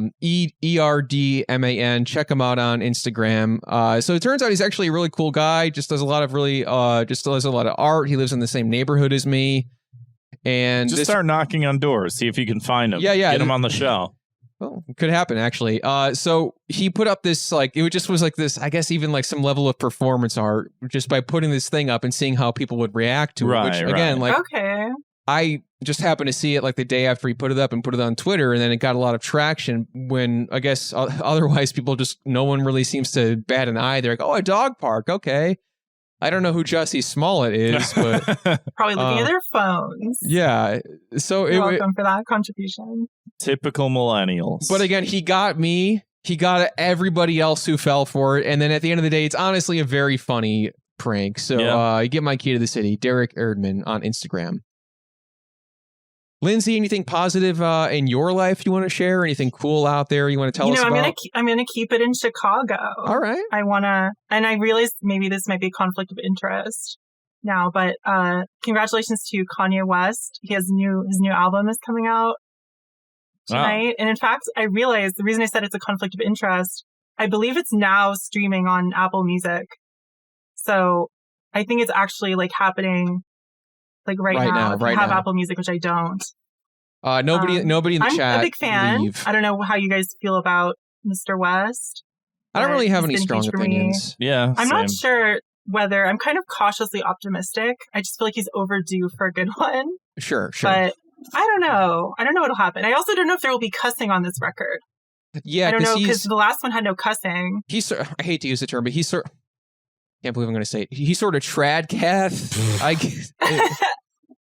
He is kind of tradcath, but he was always religious. But that's like a big thing for him now. Yes, I feel like it was correlated with probably his mental health at the time. You know what I mean? Sure. And I don't know. But the thing is, like, I've heard leaks of stuff that wasn't released, and it is like so good. And I don't think my favorite song is on the new album because it's called Alien. And it's really good. I think you can hear it on YouTube and stuff. And that one I think was going to be on his album that was going to be called TurboGrafx 16. Shout out to the gamers. Sure. Yep. And that one didn't happen in favor of like the No Cussing Jesus album. So it'd be nice if he would like release his cool stuff that was going to come out. And also it'd be nice if he started cursing again. Because I just feel like, I mean, not that everyone has to curse. Out, you know, gotta hear it. But it felt very restrained to me, especially because I know like on the last album, there was like a Nicki Minaj verse that she was very proud of that got like completely edited out. And she was like, I think she just hates Kanye now because like she worked really hard on this and he just like threw it away because obviously it's like, this is a slutty woman. I'm like, I don't know. I could go on and on about Kanye. But Kanye has a lot of feelings about slutty women too, especially now being a father. And I wish he wouldn't express those feelings. I mean, it seems like sounds like every Kanye fan has a lot of that sentiment. A lot of complex feelings, towards him. But regardless, though, it's like it is an event. It seems like when he releases a new album. What's the mood in Chicago like? It must be. I'm sure you feel it in the air. I didn't even know. I mean, I guess he hasn't lived there in years, probably. I'll keep an eye. If there's a new dog park dedicated to him, I'll let you know. Okay. I mean, the most recent thing was he did like some sort of weird collab with the Gap that's downtown, and he put like a big handwritten. Didn't he used to work at a Gap before he was a rapper? Yeah, so it was that one, and he did some sort of weird collab, and like the entire building was like covered in some sort of tarp that had like a handwritten-esque note from Kanye. That's the only thing that, and people would like go there and like take a picture next to them. That's the only thing that I remember there was any sort of buzz for recently. Cool. Well, I would say I'm excited to listen to that whenever it's available, and I hope he curses on it. I don't know if you guys want to place a bet one way or the other. Make this interesting. Because I feel like it's weird to make an album that is like confrontationally not explicit. Because then it's like, don't you have to kind of do that forever, or you're a hypocrite, or maybe not? Maybe I'm overthinking it. I mean, I don't know. He probably just plays by his own rules at this point. Does whatever. Yeah, it probably do whatever he wants. Go with the flow, probably. Yeah. But it also limited his collaborators. They had to play by those rules. And he reunited clips for a song on it, a feature. And they weren't allowed to cuss, and they were like talking about church. And I was just like, imagine if this was like unrestrained. So I thought that was frustrating. I just hope he lets loose. He also had like certain rules, I think, for people that he would collaborate with, like no premarital sex while you're working with me, which is really? I forgot about that. He did that. Yeah.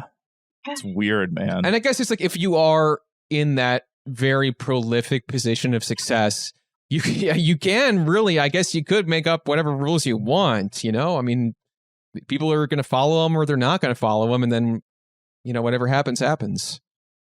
What's that you got pulled up here? Oh, I pulled up when he had rules for his models. When he did his I don't know if it was his first fashion show. It was one of the early ones. And they were like, quiet please, no whisper, no smile, no dancing, no sing unless instructed. Do not act cool was the one I liked. One of the rules is do not act cool. There's also one that says enjoyed. Loosen up, no stiffness, and right under that, do not be casual, which is like what? So I would be very stressed out to receive these orders. I feel like it would make me way more self-conscious than any other thing you could possibly hand me. I like the last one, just says, do not ever look at the Jumbotron. What's on the Jumbotron? Do you remember the one time when Charlotte Sarch was on the show and she was talking about how Kanye like crashed the Pornhub Awards? Oh yeah, and how he was like a big jackass about that, and how there were like certain stipulations that Pornhub had said against like the performance, the performers that were at the show. Yeah, and that Kanye came and he was just like, "Oh, all my models are like naked or whatever the fuck," and it's he just seems like he's a huge porn addict, I believe. Like he's talked about it a lot in his music, even. Weird. Like it seems like he's very, very addicted to porn. Maybe this is like some. Maybe the Pornhub Awards was not the place for him to go. You're right, and then it makes it probably wasn't. Kind of sounds like it makes a little bit of sense why he's doubling back so hard on everything else. You know? Yeah, man. Controlling himself, but also like I have to control the world around me too. We need a NoFap. We need a NoFap album from Kanye. A NoFap concept album. Yeah, we make it tonight. He needs. And he can swear on it, but just no fapping. Yeah. Speaking of no fapping, Grant, what? I don't know. What? I don't know. Excuse me? I don't claim to know either. What am I, a Nazi? Grant, what's your key to the city? Did you see that discourse the other day that somebody made some joke on Twitter about like no fapping or whatever, and they're like, yeah, what are you, a Nazi? That's what those alt-right people do, is they don't masturbate. And it's just like, so what? Wow. Everybody that doesn't masturbate now, everybody's a Nazi?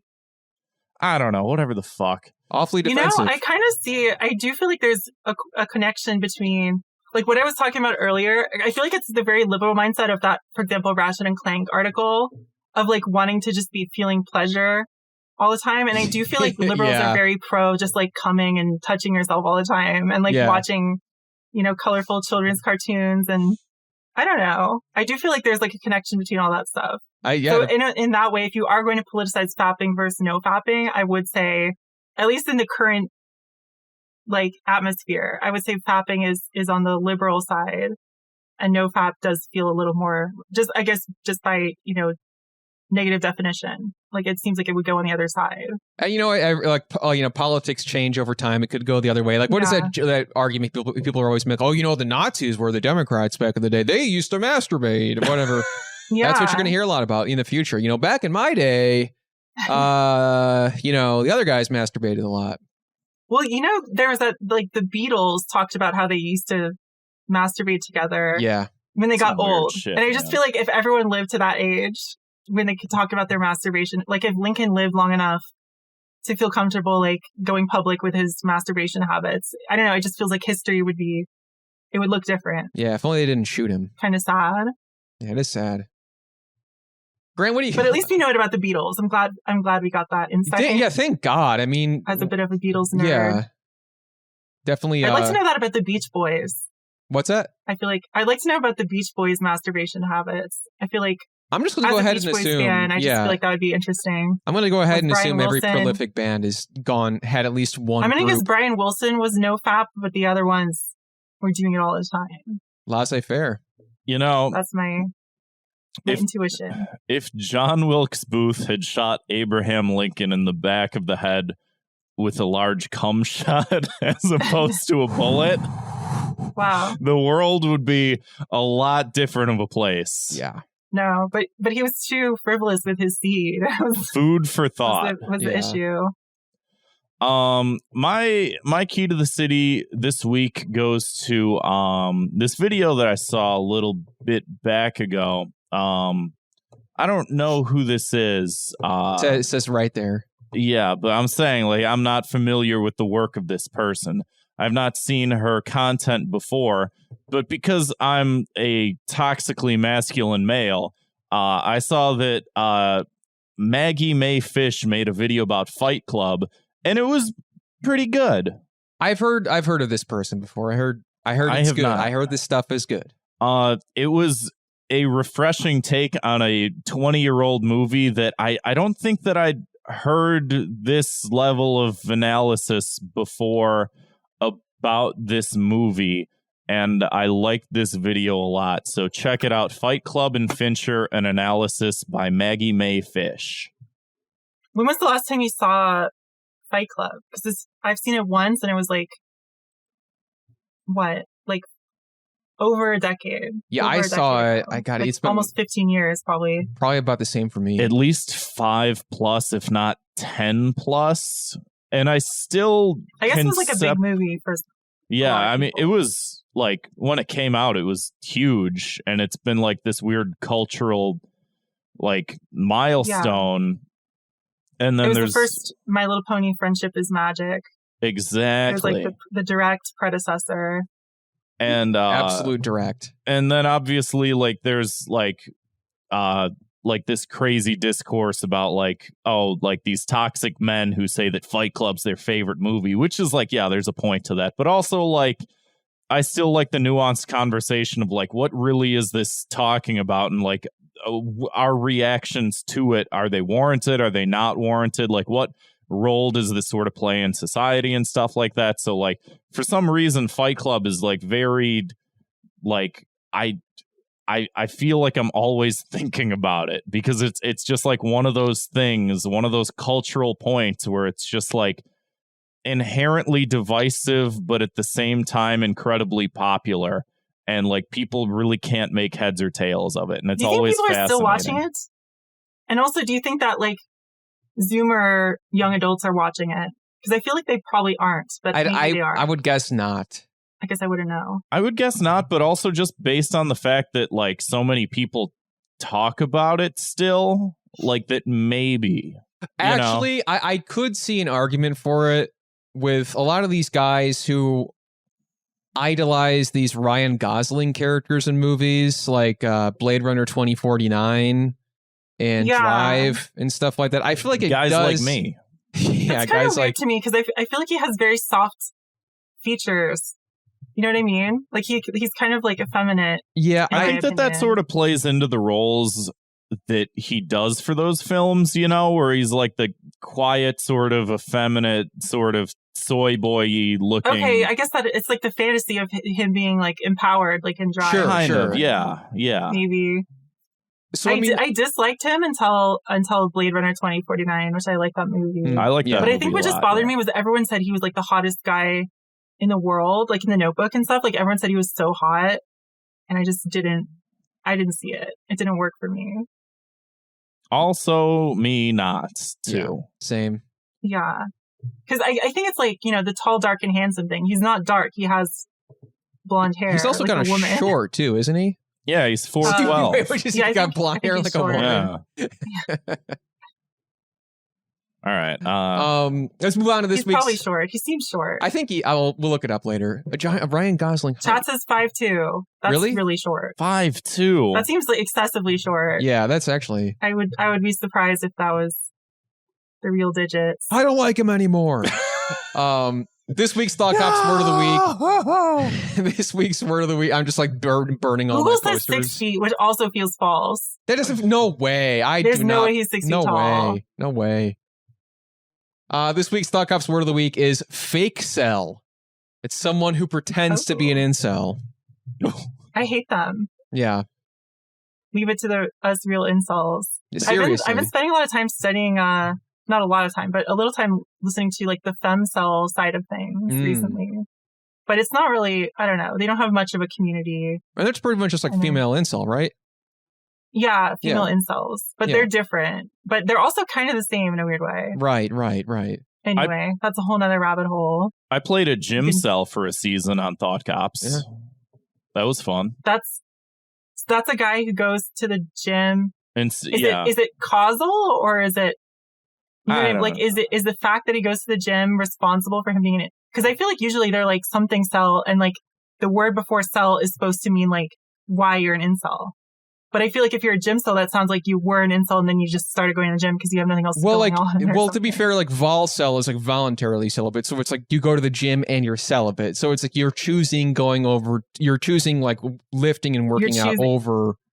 Yeah, but vol cell is why you're an incel, because you're volunteering to be an incel. Every other one that I've seen is like why you're an incel. Yeah, I don't think a lot of people put a lot of thought into it, to be honest. Probably, maybe they're just adjectives. Yeah, they just words mean nothing anymore. Do you ever think about the fact that we could do like an entire college lecture about some of these terms? Like we could go into a legitimate university, an accredited legitimate university, and do an hour and a half long lecture about like these different stupid things that mean absolutely nothing and don't matter at all. Yet they're like the biggest signifiers that we have in modern culture. Yeah. Before we do get to our last segment of the show, which is our listener voicemails, Lindsay, if you want to plug everything you want to plug, go ahead.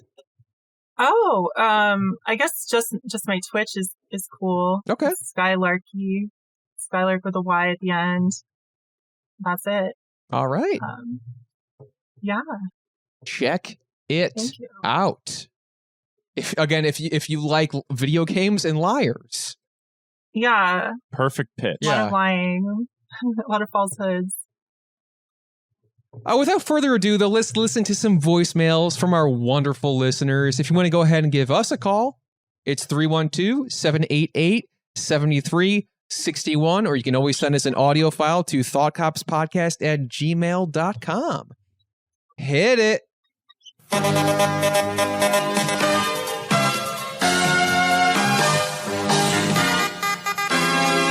This is the Discord news for this week, bringing you all the news worth reporting from the virtual streets of Neo-Chicago. Last week, Kevin admitted to being embarrassed by this segment while not realizing that having a podcast is much more embarrassing than whatever this is. More or less. No, it's not. Tropical Goth posted a Shroom Jack edit of Joey Guacamole. In response, Joey Guacamole changed his name to Shroomyo and set the edit as his profile picture for a day. In hashtag Real Politics, Sleep Science and KT Shane argued about billionaires and their moral responsibility to society. After a while, Grant showed up and posted a single sentence that became the channel's dedicated copy pasta for the day. A new channel just for the fellas called hashtag King's Court Crown Emoji was created this week. It was immediately harassed by Nico, proving that women simply can't deal with men being happy without them. And now for the final segment of the show, Sports Update. This week. And now to our final segment of the program, Le Canberra Corner. Le Canberra called Australia an authoritarian shithole and reposted Nico's shitting selfie. This week's Discord news has been presented to you by Joey Guacamole and Pirate Skull and Crossbones Tropical Goth. I'm sorry, Lindsay. That was, again, alienating. Lindsay, did you understand any of that? Was that? It felt high concept. Yeah, that's one way to put it. So, but yeah, it sort of followed along. It's a little bit of the news and what's going on in our Discord. Apparently, Yosef is now talking in third person. That's new. Was that a real accent or was that a fake accent? Yeah, no, he talks like that. Yeah, he just talks like that. No, he lives in Germany. Sorry, that was offensive. Now that I asked that. Sorry, you're not the first. You're not the first, and you won't be the last. You can be racist against Germans. I thought it was real until you brought up that it was okay. like the Discord guys goofing around, and now it's like, well, I don't know. Yeah, they're just having a laugh. They are real people. Okay, good. Let's hit the next one here. That was a single voicemail? Yeah. Yes. Oh, sorry. We moved. Let's missed do it again. Part of that. Sorry, my bad. Sorry. It's already scary. I love the woman who is your wife. Her nose breathes the air of a world that I know. Wait, this guy again? Therefore, I love that nose. Her ears Remember hear this? music I might sing half the night through. Therefore, I love her ears. What? Her eyes delight in seasons of the land. And so If this is who I those think- eyes. It is. Her tongue knows quince, peach, chokeberry, mint, and lime. I love to hear it speaking. Because her flesh knows heat, cold, affliction. I know fire, snow, and pain. Shared and once again shared experience. Billions of prickling textures. Cut one sense away,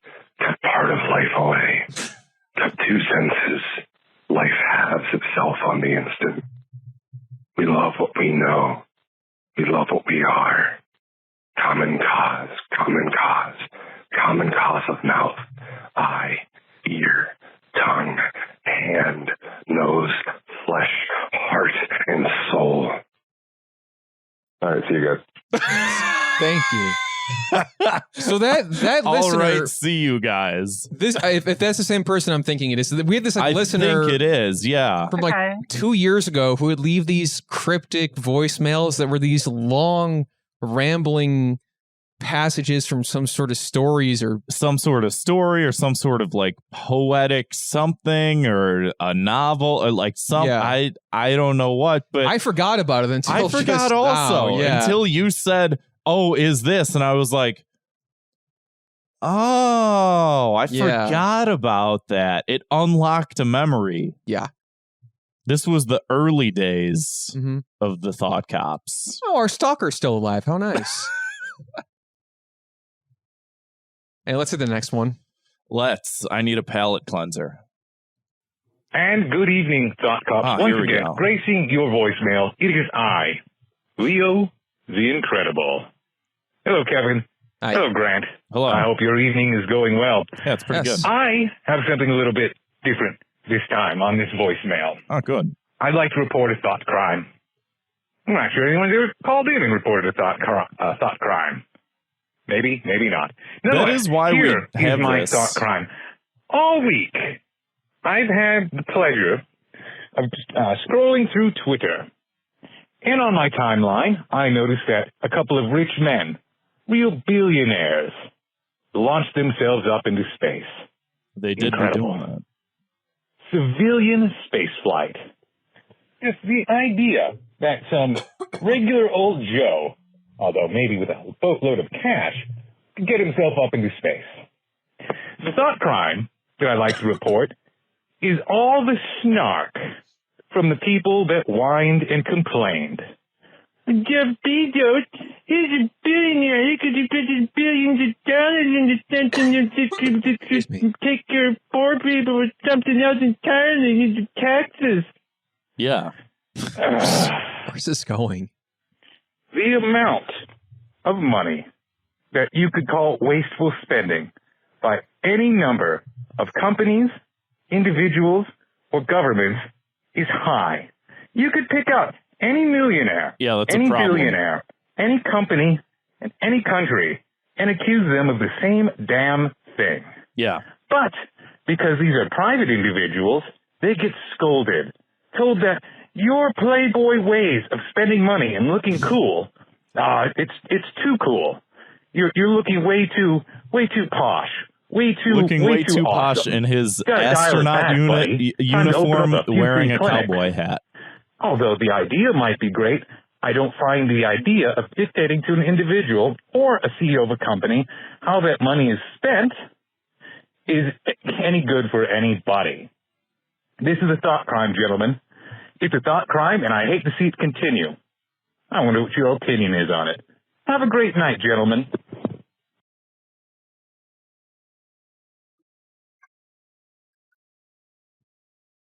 Do you know who that guy was? Yeah. Yeah, he's a regular caller. He sounded like a radio guy from the 40s, or like a Yeah. He should be a voice actor in BioShock or something. Right. That's my recommendation for him. That was actually a piece My- from War my of the punishment. Worlds. Yeah, that was Orson Welles, Yeah. actually. He That was calls Orson in. Welles? Yeah. Yeah, the very Wow. same. No, so I don't know, man. Like I agree and I disagree. I'm just what do I even say? Where to begin? I'm Lindsay, not do going you to begin. I have don't care. Okay. You don't care. No, I do care. You do care. I think that there's a level of people who are mad about it that might be performative, but then it's like he brings up Right. points like, why can't you build another clinic? And it's like, yeah, that's a good idea. I guess he could do that. That'd be pretty cool. I don't really see the issue with that. Right. I mean, I don't know. I mean, I'm Lindsay, do you have a if you get Well, I'm thinking about how the Ben and Jerry guys are sort of not, it's like they're not blasting themselves into space, and that That's a in good itself point. is kind of a statement. You know what I mean? Yeah. yeah. They probably could if they wanted Yeah. to. So maybe but maybe it's like one you do it once in your life. Like maybe they're saving it for the right time. So I don't know, maybe play that card now in terms of like the Israel conversation. I'm not sure how they would use it exactly. Like, hey, we're pulling out of Mars. We're not selling ice cream in Mars anymore. Resolve the conflicts. Just, it's a matter of the right spaceship you used for the right reason at the right time. And I don't have that answer, but I do feel like they could get to the bottom of it. And I guess my question is, what are you waiting for? You know what I mean? They could probably fly to space too. Like, why not? Why not now? Take action, take a stand. And that's, I mean, like you said, people are scolding some and not others. But I mean, I don't know. It's like if we scold one person, you can't. I don't know. I also do think that it's like, well, one, if you're if you're the richest person on the planet and some people are online are making memes and making fun of you, you should be able to handle that.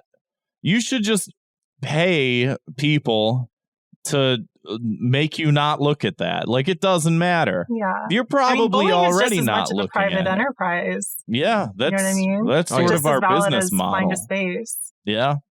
So I agree with support that too. I also, like, in general, would like to see life better for more people. Whether or not that has to do with this particular launch, I don't know, but whatever. Who cares? Do you wish them well? Do I wish their space voyages? I wish that Jeff Bezos's space voyage would have launched him into the sun, but it didn't happen. So they should each do like a Star Trek. You know what I mean? Like Star Trek: The Next Generation. They're exploring. Deep Space Nine is a stationary space station. Voyager, they're just kind of endlessly floating forever and encountering different. I feel like each billionaire should go on like a different mission like that. Do you know what I mean? From a different Star Trek one series. of them should have just gone on an endless adrift in the Gamma Quadrant or whatever. I mean, One I think should be a space station. That's good for Jeff because diversify. I will say there was mission statements. There were some funny jokes about how divorced he looked and acted, and it's like, yeah, got a little bit old after a while, but it's like the guy's in a astronaut suit and cowboy hat going into space, and it's like, yeah, this guy's divorced. He's divorced. They're not actually going into space, right? They're just like, or they're technically going into the high enough in that Earth's atmosphere that there's weightlessness or something. Yeah, basically. But they're not like spacewalking. So do they actually have to wear like the bubble helmet or whatever? I don't think so, because there's like inner space and outer space, and they were like at I guess it is space, edge. But yeah, technically they exited part of the atmosphere in a certain sense. Yeah, but they're not like spacewalking or anything like that, and they're not going to the moon. They're just like, no, it's basically like riding a really high airplane. It's just like going a little higher than an airplane would go. Maybe a lot higher. Yeah, basically, actually, yeah. Yeah, Kevin, I do agree with your point that there is like when it gets tinged with sort of like the jealousy aspect of just like, yeah, well, you're divorced actually, is like, yeah, that's whatever, who cares? But also at the same time, I don't care. He's a space cell. He's an outer space cell. Yes. Yes. That's the new kind of emerging incel class, the highest tier of incel class economically. Space cells. You board a flight to space with your brother, an old woman, and a barely legal teen. Yeah, how the hell did he end up in there? Oh yeah, I don't know. He paid a bunch of money, I guess. All right. Let's do the next voicemail. I don't want to talk about Bezos anymore. Well, we'll see if this next voicemail is about him. We'll see if we can hear it. Yeah. Okay, so there's this like sound on TikTok that's like, "Here comes the boy, welcome, hello," and I thought we, as a society, decided is to like be overlaid over like a video of your dog or your cat. Sometimes I've seen like a rabbit. I've seen like a lizard. Great content. Not complaining about that. Keep that up. However, there's these dumb bitches that will either use that sound with their kid, which ew. But even worse, Jesus their like Christ. ugly ass boyfriend that no one gives a fuck about. Because one, like I said, ew, no one gives a fuck. And then two, like, he is a man.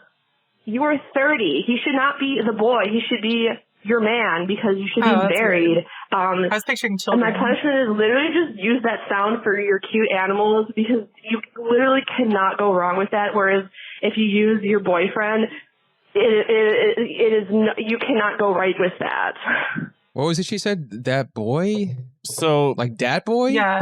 I think the song is like "Here Comes That Boy," probably, or Okay. something like that. I don't know this. I haven't heard that sound in particular. So it's a particular trend where this woman had like her cat was walking towards her, and it was like on a driveway or whatever.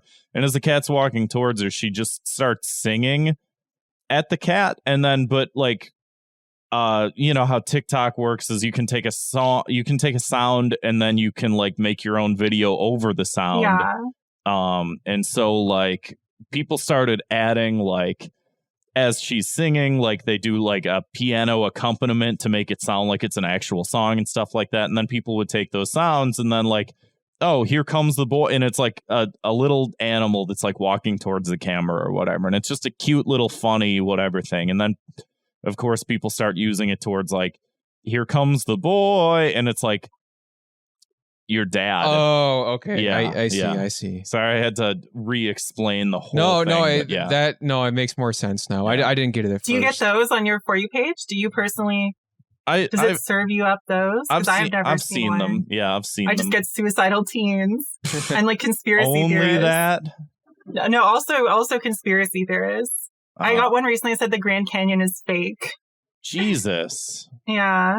I'm on the wrong side of TikTok. He said, does that sit right with your soul? This story about the Grand Canyon? I don't know. I agree. It checks out. Makes you think.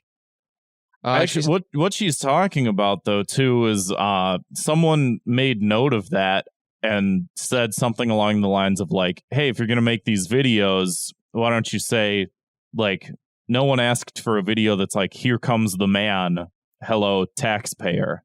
And then people would use that song on like a video of their cat or whatever. I don't know. It was dumb shit. But sounds like it. Yeah.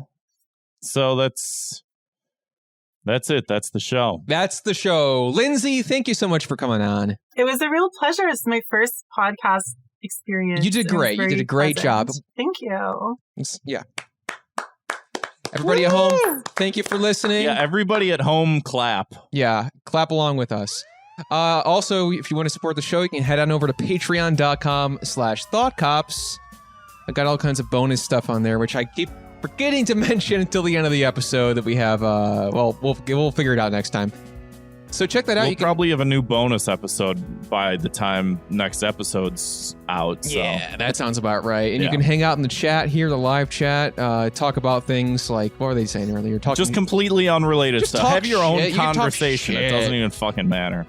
Mess with us, bully us, whatever. I don't care. $5 a month, I'll take it. Anyway, we'll see you next time. See you, Space Cop. Bye.